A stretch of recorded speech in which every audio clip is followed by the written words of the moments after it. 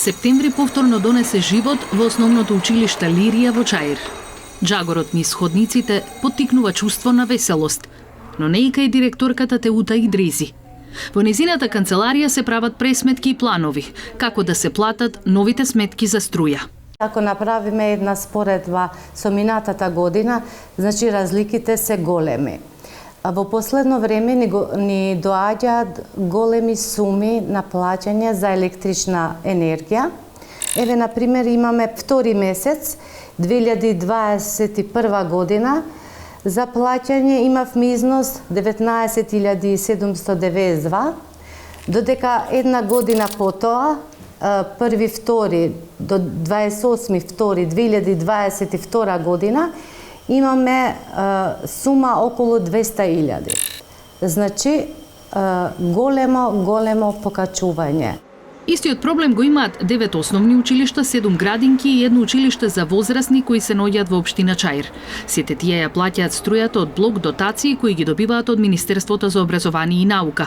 Тоа се пари кои понатаму општините ги распределуваат за платите на вработените во училиштата и за плаќање на струја, вода, греење и слично.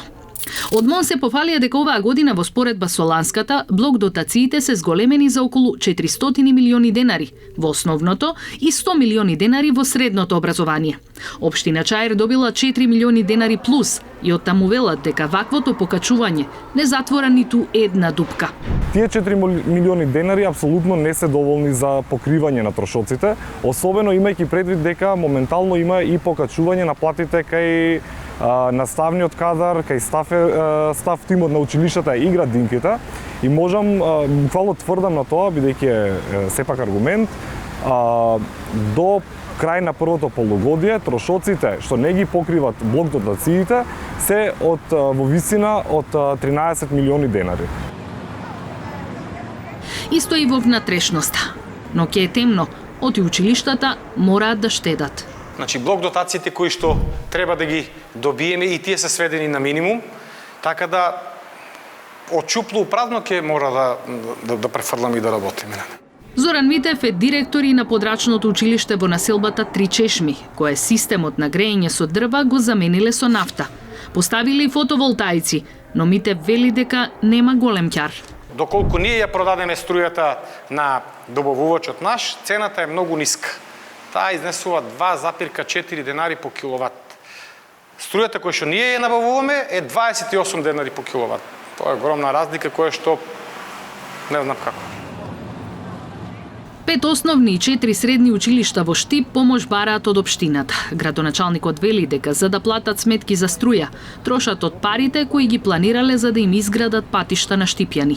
Најголем дел од овие средства ќе треба да се реалоцираат во покривање на трошоците за овие енергенси кои што вртоглаво растат од ден на ден. И токму затоа во разговор со останатите колеги преку ЗЕЛС баравме подршка од централната власт за надминување на оваа криза, затоа што верувајте дека е доведено во прашање функционирањето на локалната самоуправа.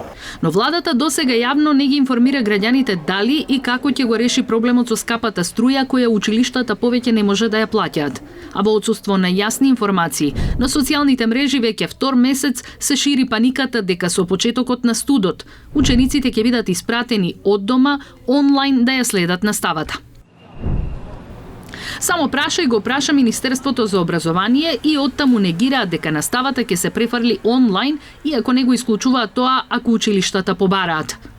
Ставот на Министерството за образование и наука е дека училиштата треба да бидат постојано отворени за време на учебната година и наставата да се организира со физичко присуство, бидејќи тоа е од најдобар интерес на учениците, а воедно и предвидено во календарите за организирање на работа на основните и средни училишта во учебната 2022-2023 година.